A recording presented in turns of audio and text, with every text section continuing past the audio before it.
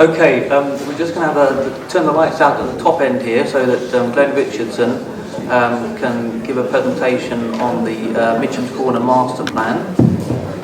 Glenn is the Urban Design and Conservation Manager of City Council. I think that we're all going to have to just move to the side a little bit so we can have a little presentation. So a sort of 10-minute presentation, and then we'll have some questions on the Mitcham's Corner Master Plan. Yes, and reminded Polly's up here to give a quick introduction on her. Polly, yeah, can you come up and, yeah.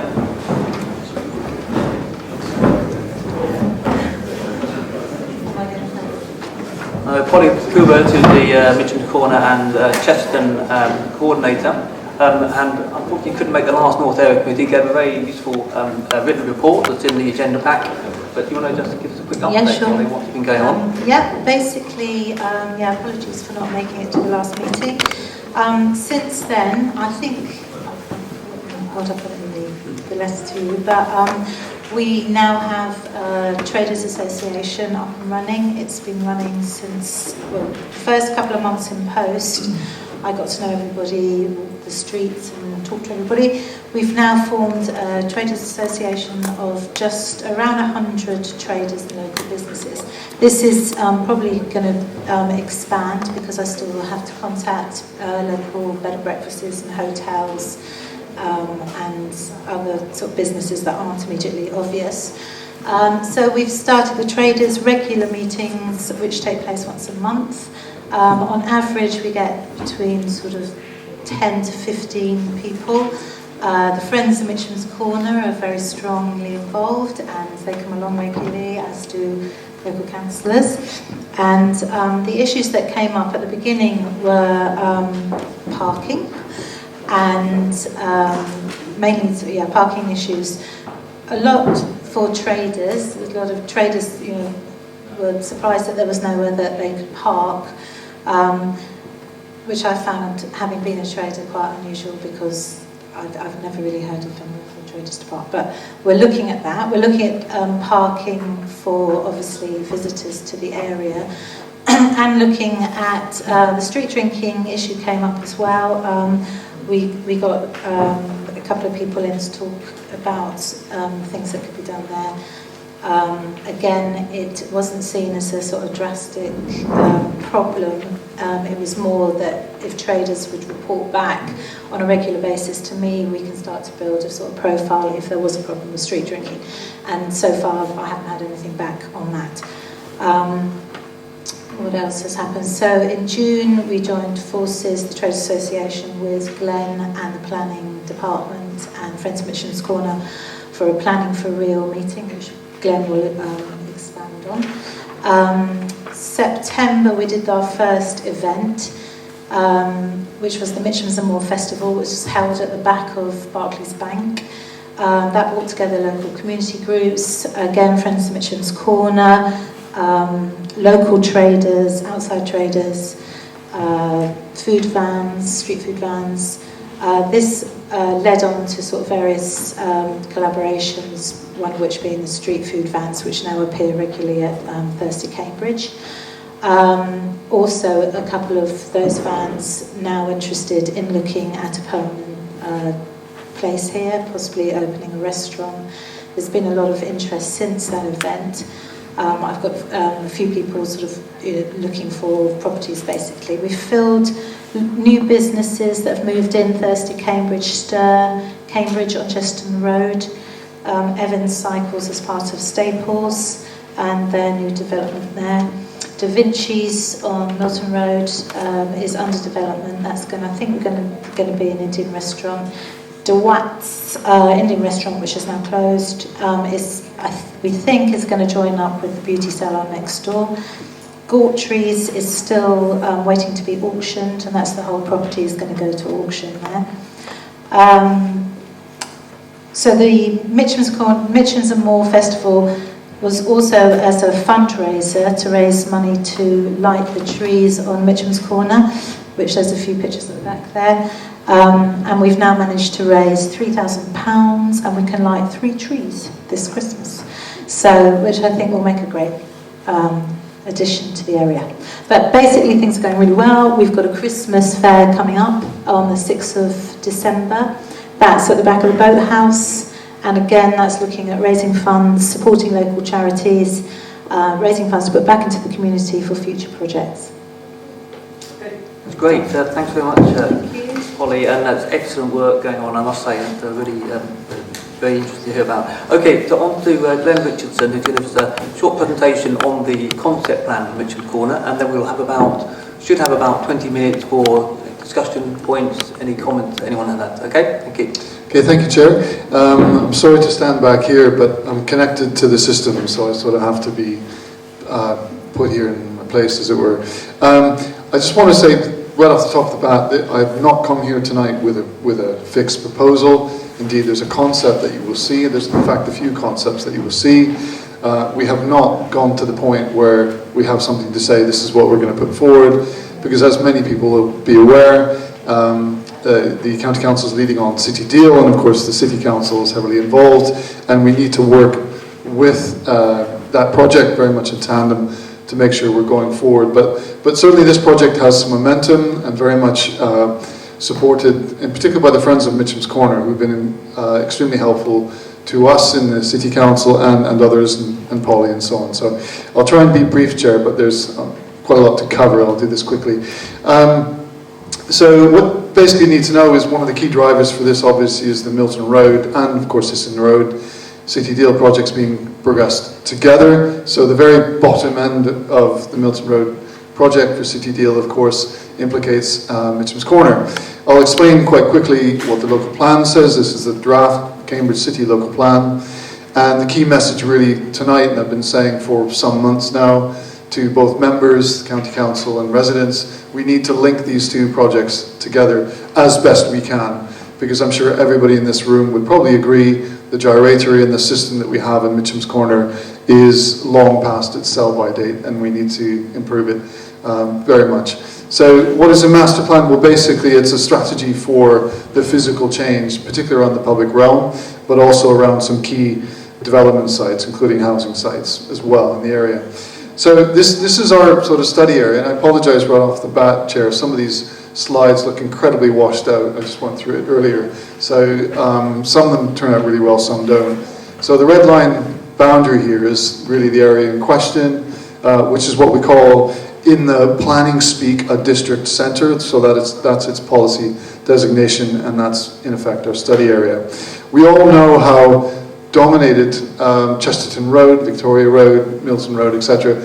are by the public highway, by, there we are, street lights, verges, etc., but very much a hardscape, if I can use that term. This is obviously looking westbound towards the bank and, you know, the west end of the verge. And of course the gyratory has been in place for many years now, but I'll show you later what the history of this area has been, particularly in terms of the road system, quite different to what it is today.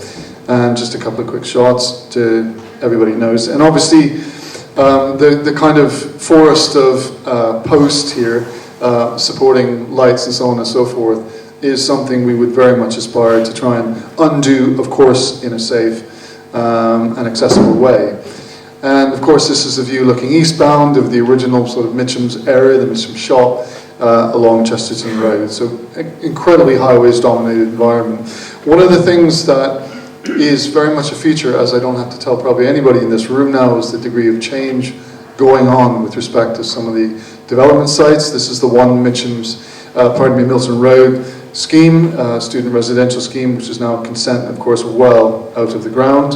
This is the Cambridge City football ground scheme, consented and of course on its way as well. So a huge amount of change going on, and of course that's not the end of it. This is kind of a very planning looking map, but this is an extract from the draft local plan, now in front of government inspectors, of course. The inspector hasn't got to the point where she is looking at all these detailed policies, as most members I'm sure are aware. But nevertheless, we do have a good kind of forward-thinking policy, and this is the headlines of it, and forgive me, members and chair and everybody, for the amount of text here, but this is what it's about, trying to, in a nutshell, undo the very heavy imbalance between vehicles and vehicles being prioritized in this area and rebalancing it the other way towards pedestrians, cycles, and of course accessible movement. So this is really what we've sort of set out in text in the draft local plan, in this policy, and of course this has council support, so hence on the back of this we need to progress with this work and keep pace very much with other initiatives as well. So some of the, again, planning speak about durable palette of materials, introducing wider pavements and so on and so forth.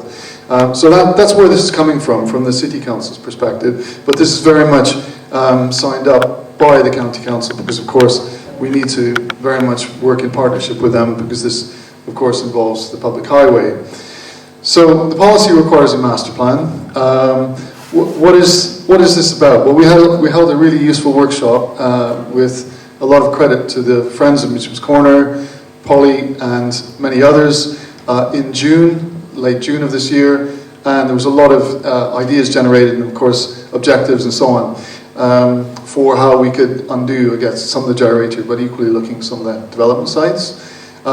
We need to finalise how we're going to develop this document. Of course, it will be informal guidance. It will not be in the planning vein of what we call a supplementary planning document, which takes far longer. We don't have the time to do that. We need to very much make sure we're working alongside the City Deal project, and we hope to complete it in mid-2016 because that is when currently the county plans to report the preferred option for Milton Road. Just speaking about that briefly, this is of course one of the documents of many documents that is on the County Council's website related to the City Deal. So it's this prepared by the consultants WSP, draft options report for Milton and Histon Road corridors. As it relates to Mitcham's Corner, I apologise, as I said, this is a terribly washed out slide, but if you could see it, what I can see on screen, it talks really about, in effect, lanes coming down through here and what we call tiger crossings through here, and fairly wide and generous pedestrian and cycle lanes as well. But it's probably not much point going into too much detail. Of course, there's a do something option and there's a do maximum option. The message and the reason for me putting them up here is because anything we do, and it's a very faint boundary line around the gyratory, has to connect in, almost like basically knitting a quilt, and that's really very much what we're hoping to do. In terms of this master plan, it's not just about the public highway, but we have an allocation, a draft allocation in the plan for Henry Giles House for housing on this site, and part of the workshop we held in the summer relates to this. So this is the Department of Work and Pensions, and it's quite a large site which comes through here, and this is quite a key site for meeting our housing objectives as part of the local plan all the way to 2031. So that's what the building, as you know, currently looks like. The other site that's, of course, generated a tremendous amount of interest over the last few years is the Staples site. And of course, there's been works done very recently to this to redesign it internally to let and create the 3 units, I believe. And I have spoken directly with the owner of the site. It's not an allocation site in terms of housing, just in terms of planning policy, but it is a site, obviously, which occupies a huge part of the Mitcham's Corner district centre. So we do need to look towards the future and think about the right level of building height, form, and so on. Because as many will be aware, there was an application which was withdrawn on this site many months ago by the owner. So we need to sort of take advantage of the opportunity to do some forward thinking. I'm going to show you a concept, but this is a concept only. I want to highlight this. In your agenda, page 35 is the beginning of my report, and you'll see on paragraphs 3.6, 3.7 that I've underlined the text and saying the concept that we have developed here is just that, nothing more. It is not a proposal.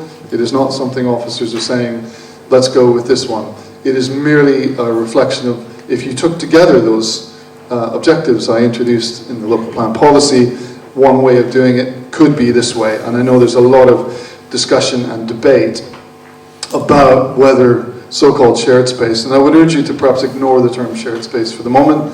It's about reassignment of priority in areas from vehicles to pedestrians and cyclists, and making areas more accessible. So this is a concept that was developed up in East Cheshire, an area called Poynton, which uses what we call a double roundels concept, and it removes all the signals. It's a very continental approach to basically opening up space and shared space and creating a much more mixed environment. I don't have any specific, very key details of this in photos, but in effect, the lanes are still up through here in the grey tone, and much wider though pedestrian and cycle verges as well. And this is what this area looked like: incredibly highways dominated, large vehicles, a lot of traffic coming through here, and of course a lot of over-engineered areas, which is of course what we have with Mitcham's Corner. So we developed this simple concept, and we have actually tested it with the County Council in terms of its impact on the highway, but just very briefly, as one concept of several we would like to develop and test. It introduces a T junction and then a stagger to Victoria Road, so T junction at the bottom of Milton Road. It removes all the signals, and as they've done in Cheshire and many other places, by the way, and it reverts back to a two-way system on Chesterton Road, and it reverts back to a two-way system. I think it's called Croftholm Lane here on the west side. It creates a two-way system, but dead end in front of the Portland Arms, and still allows access to the back of the Portland Arms. So, at a very simple conceptual level, it reintroduces what was here many years ago, two-way movements, and creates a potential square or park or green in front of the Portland Arms, so people can sit outside and of course enjoy themselves. So we have tested this, but it doesn't perform terribly well from the point of view of traffic movements. In fact, it creates even more congestion than it hopefully solves. So we need to see the results that WSP, the consultants of the county, have done for this, and we need to further test this and modify this and even introduce other ideas. This is a terribly washed site, but this was credited here to David Taylor. I think David's actually here tonight, or was. There he is. And with apologies to him and to you, a similar concept with a green, but a nicer sketch, I assure you, on the slide in terms of introducing landscape and so on. The university got in on the act, and they had a student program called the IDB program, which some of the friends of Mitcham's Corner very much promoted the university do, and this is one of their concepts, not a million miles from some of the other things. But there's just some ideas, Chair, that really just introduce this. I just thought I'd show you this quickly, and then I'll be very happy to take any and all questions. There's a lot of history to a traffic system and a road system you can imagine here, right back, if you will, to 1830. And I must credit Anne Cooper, local architect and of course resident of Mitcham's Corner, with these slides. Of course, if you go right back to the Baker's map, you'll see very little in the way of street system through here, but as you move through the 1880s into 1900, you do start, of course, to see the outline, the much more detailed outlines of Victoria Road and so on and so forth. So, and there we are into 1920. Some really fascinating research that Anne did, looking back, if you will, to almost 1916, and some of these quotes are some things she's found.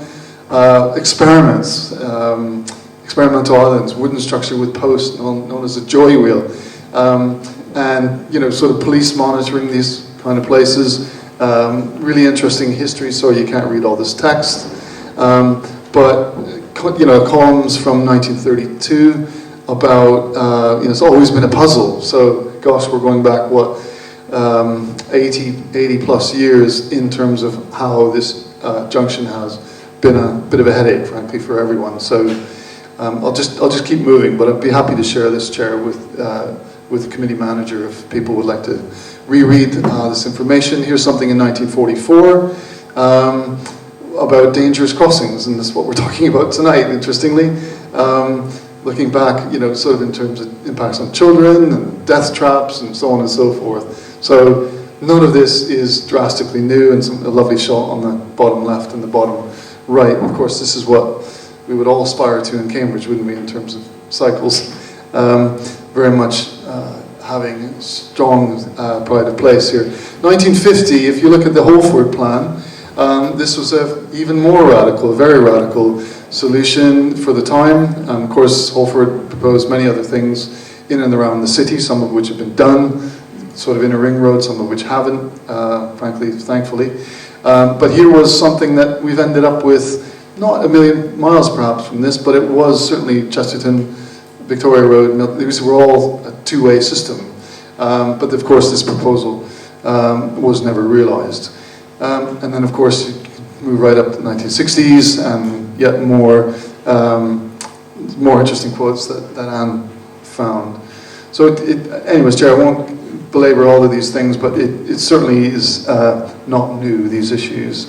And then just to finish up with, what we're trying to do is, in conclusion, is keep pace, really, as I said, with the initiatives from the County Council.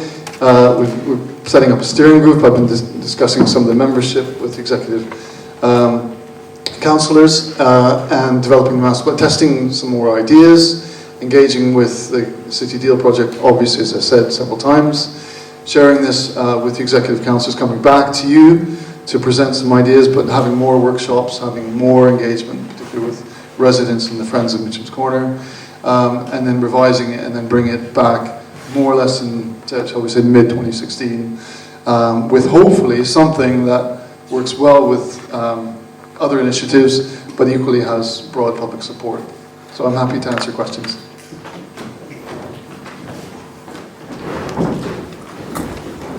Okay, thanks very much for that, Glenn.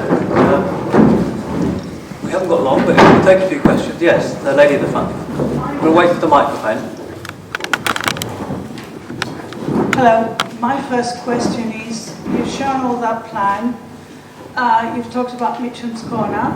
You talked about Friends of Mitcham's Corner. You talk about the traders. But you could be forgiven for thinking that there are actually owner-occupiers living there. And our lives is made a misery because everything you've proposed in there is just glossed over the fact that we live there. And those are our homes. And I see absolutely nothing in there that actually takes into account that fact that there are owner-occupiers living there. Okay. Glenn, do you want to make a point about the actual residents who live in the Mitcham's Corner area? And I'm not talking about the businesses who hire their houses out. Yeah, can I just I'll respond quickly if you want, Chair, to each question, or I'll take a group of them, whatever you prefer. Okay, there's absolutely no intention to ignore anyone, including owner-occupiers, I can assure you. Our work to date has kind of come through the lens of the Friends of Mitcham's Corner, and there are a number of people who have engaged through that, but we need to go wider. We absolutely recognise that. We also need to go wider, and we're working with Polly, who has, of course, the connection to the traders. We need to work with the police. Right? We need to work with a whole range of groups, disadvantaged groups, you name it. I absolutely understand where you're coming from, and that is our intent very much to do that. Okay, we'll take 2 or 3 points, and then Glenn can respond. I'm concerned that the discussions so far seem to be in isolation from further future traffic issues for Mitcham's Corner. With the opening of the new station, there's going to be more car traffic. There may well need to be a cross-city bus link, because many of the buses coming down Milton Road in particular don't stop at convenient stops for local people and so on. And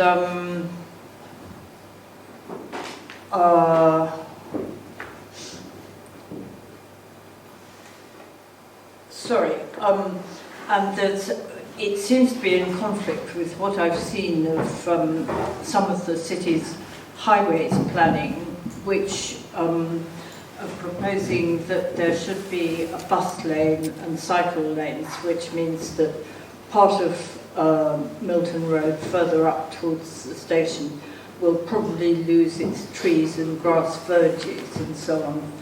And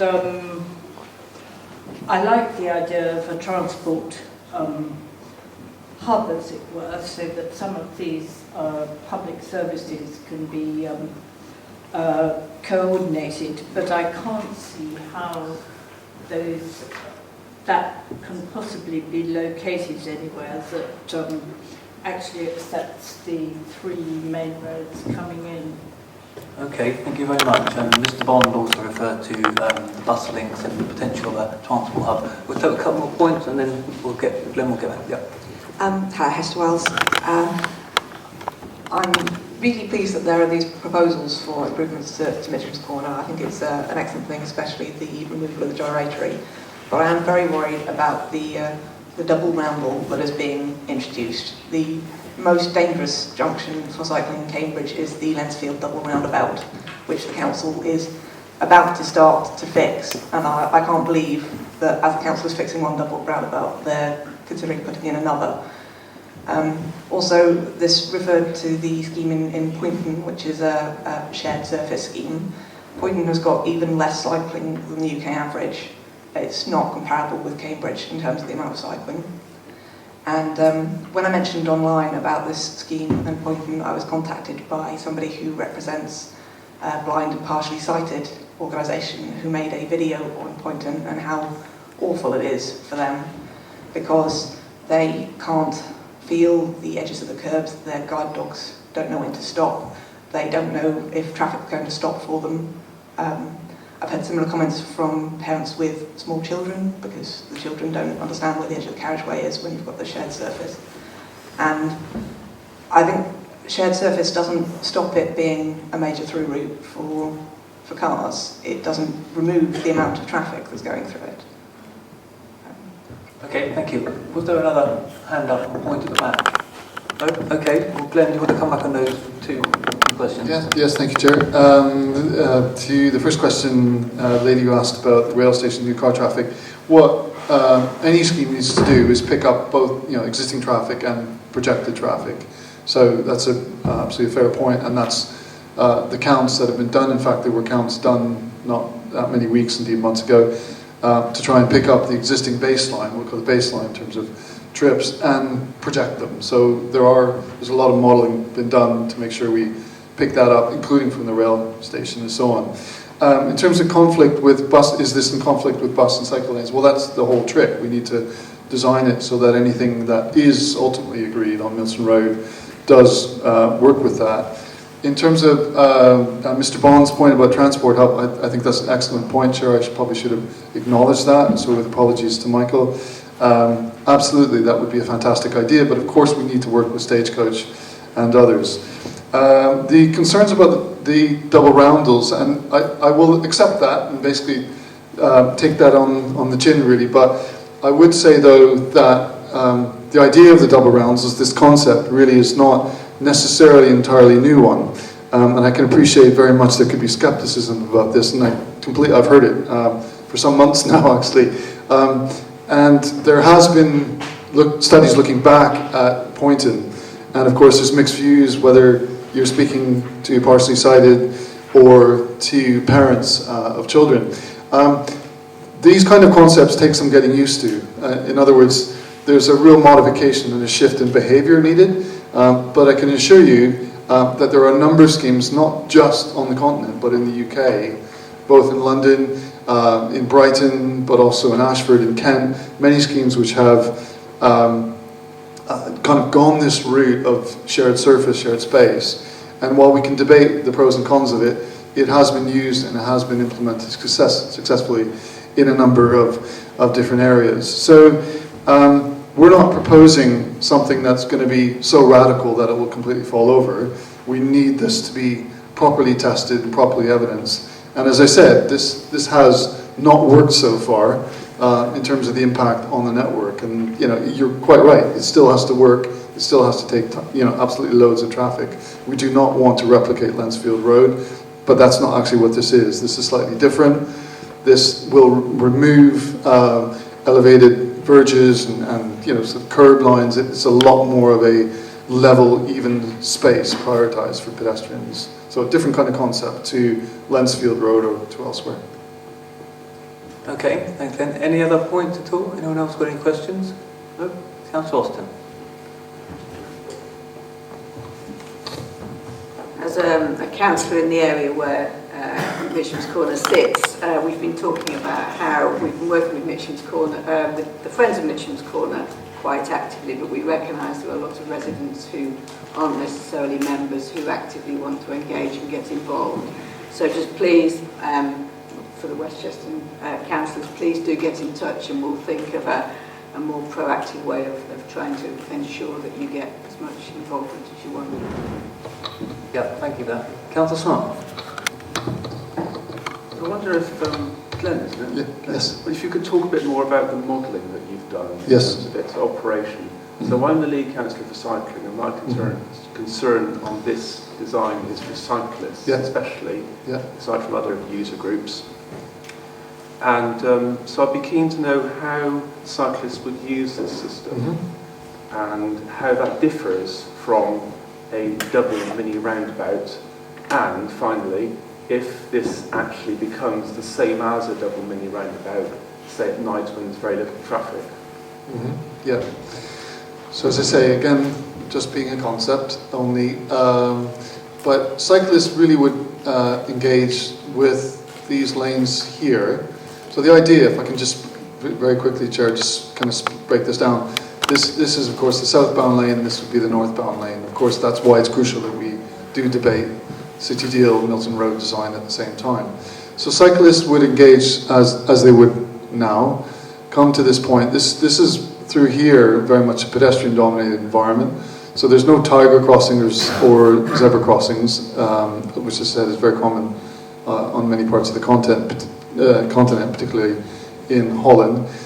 So cyclists would come through here. They would have to, if they wanted to say turn right and go westbound, they would engage the roundabout just like they would now. But of course, vehicles would have to stop and similar, it's the same prioritised give way type of system as you would have on a normal roundabout. The idea, I guess, really as you're coming through here, is that this is a much wider area from the lane to basically what would be, I guess, park-like setting through here. Some of this would be demarcated for cyclists and for pedestrians, but with very flush, low-level curbs. We would have to model all this, both vehicles and cyclists at the same time. But so the modelling that we've run is really for vehicles, not for cyclists or other modes. But I think if we did progress a concept like this, we'd have to have a really robust explanation for how it works, particularly for cyclists. But as a keen cyclist myself, and having used not the roundels in Poynton but elsewhere, you're basically like a little bit like a car, but slightly different order. You're having to slow down as well because pedestrians become crucially important in these junctions. So you're actually slowing for pedestrians, and then you can pick up speed, and then you can go when it's clear. So it's very much quite, modified sort of area that you have to modify your behaviour. Speeds are much lower, which is crucial for safety of cyclists as well. So if we go this route, Councillor, I can explain this in far more detail than we have tonight. Okay, thank you, Glenn. Councillor Scott. Thank you, Glenn. I've just got two questions. A number of residents have raised the problem of the enormous Staples sign that has suddenly appeared with this new reconfiguration of the Staples building. Now, I realise this is a very small matter of moment in the grand scheme of things, but residents have been discombobulated by it. And I therefore come to my second question, which is, what is the time frame on this? How long will the residents not only have to put up with the large Staples sign, but the gyratory? What is the time frame? Okay. On the Staples sign, I have to confess, I'm not certain. I'll have to get back to you. I don't know if it's been done through a planning permission or sign permission, so I will check and get back through the committee manager, if that's okay. In terms of the time frame for undoing what we have now, or improving it, if I can put it that way, and we would hope that it goes lockstep really with any works that happen to Milton Road City Deal. But we could phase it. We could do it in parts, depending how ambitious the project becomes, and of course how much it's going to cost, which is another factor I haven't spoken about tonight too. But do you actually have a date? I don't have a specific date, no, not yet. Okay, thank you. Councillor Manning. I thought it was interesting that you were talking about it and referenced the pointing screen as not thinking it wasn't radical. I don't actually think it's radical enough. I think we should be looking at far more radical redesigns of this area, and I think we shouldn't be looking at Poynton, we should be looking at New York, which everyone knows I keep bringing up, but we've got a policy through the County Council about trialling much more radical schemes live in the street, not doing traffic modelling. It's slowly getting traction, but it would allow you to do things like try blocking off that entire area, apart from essential goods vehicles, and completely pedestrianising it. And I think the point about shared use, to pick up Hester's point, is it's about the research that hasn't been done. It's about the differential between how big the area is and the volume of traffic, not whether shared use is good or bad, or whether segregation is good or bad. It's how much traffic moves through the area and whether it works. So yeah, much more radical, and let's make sure we actually try and trial it in the street, not model it theoretically. Okay. I think we will have to probably bring it to a close for no other points. I think that the key... Yeah, you've got... Sorry, I was just going to say... You wait.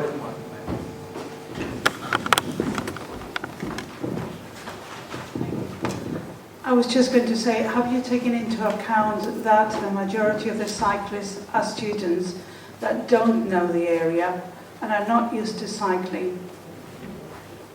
Okay. So the difference between perhaps in Holland is local residents that they know the area and they can follow it, but students go all over the place. So. Through you, just quickly, Chair, there's all manners of cyclists with all levels of confidence and knowledge of the highway, but you know we would have to make sure that there's really clear surface demarcation, etc., so that it's both safe and it works. But as I say, you know, we'll, as it were, on the plan, road test this, and cycling officers will be heavily involved, who work both at the city and county councils. I think we'll have to have two last points from the floor, Mr. Rogers and then Mr. Sargent.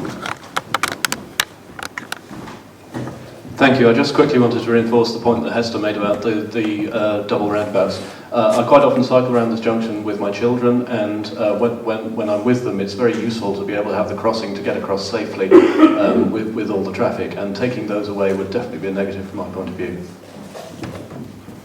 Okay, thank you for that. And Mr. Sargent? Just following on from Councillor Manning's point about being radical, I mean, I think what we've discussed in the past, closing off, perhaps having to allowing buses through on Victoria Avenue, and of course reducing the traffic on Maze Causeway, Newmarket Road. So when you did your modelling, Glenn, I assume it was on the current configuration, if you like, and will you be taking into account other opportunities for changing the traffic flow in the area? Yes, Chair. Sorry, just quickly through you. Yes, we would very much like to be trying other options, including signalised junctions, and potentially, possibly including all or part of the gyratory, because we have to be realistic, I think, about what we can do. A scheme like this could cost anywhere up to £3 or £4 million. We have to be quite, honest about that. But yes, we have access to modelling, referred to as parametrics modelling, which we can run, because modelling is important. And if we get it wrong, certainly from that stage, then we have to kind of revisit other options. Okay, thank you, Glenn. I think we'll have to draw it to a close there. I think one last point from the floor, and that will have to be the last point. Hi, I'm pretty concerned about this phrase master plan, because we've been talking about a master plan for about 4 years now. It totally preempts the city deal. The city deal wasn't dreamt up until the last couple of years, and we've been talking with Glenn and our councillors and residents about master plan for about 4 years now, and nothing has been done about it. Probably more likely because there is no staff within the city council with either in terms of numbers or incapability to carry out a master plan. So the city deal has now come along, and what it's doing is it's preempting the master plan and reconfiguring the gyratory, which would be a fantastic step forward. but it's going to be done totally outside of any context for a redesign of the Mitcham's Corner area. If we're going to talk about redesigning an urban area, we need to get urban designers involved. Now, either this can be done through city council funding with consultancy, or if the city council has got the capability and money to do it, then that would be fantastic. But the way it is now, we're only talking about reconfiguring the road, and that is going to be driven by the parameters and the conditions and the priorities of the city deal, and it isn't necessarily going to be the benefit of the residents. So, since the master plan hasn't come forward, there is going to be no context for the road system. It'll get to Mitcham's Corner, and there's a possibility that we could drive quite literally buses across Mitcham's Corner. Nobody will have any way of judging. Whenever the public consultation comes along, nobody will have any information against which to judge the new road configuration, because they will not have been considering any master plan, because nothing has been done. So I'd like to see that a master plan is developed with those people who are capable of doing it, and that's consulted on, and the road reconfiguration, the city deal money, is linked into that, rather than the way we're doing it now.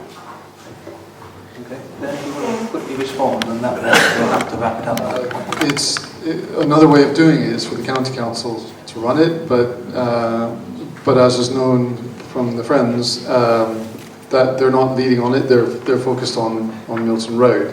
I have raised with the county council the potential to bring in consulting advice, particular best practice, and they are happy to do that, and we do need to engage with people who've done innovative schemes like this, and I very much still plan to do that. So we want to take advantage of best practice, but I think, Chair, we need to be realistic. What we're proposing is quite radical, and it's actually quite expensive. So a master plan is the way to do this, because then you can actually set out not just a physical plan, but you can set out both the costs, the budget, the milestones in which to deliver it, and that's what we are proposing to do. Okay, Glenn, and we'll have to call it to a close there. Can I just stress, as Glenn has said throughout, it is very much a concept plan. Working with Ollie, with the Friends group at Mitcham's Corner, and I do urge everyone, I couldn't make the workshop in the summer, but this has given me a flavour of what I missed, because it's been really interesting. So I will certainly be trying to engage any future workshops, and it will be coming back to the North Area Committee. So I take it, I hope there'll be a lot of information going out, so you're all aware of how to engage with this project and to get involved if you can in the way this is going to come forward. But thank you very much for your comment again, and thank you very much for Glenn for presenting this.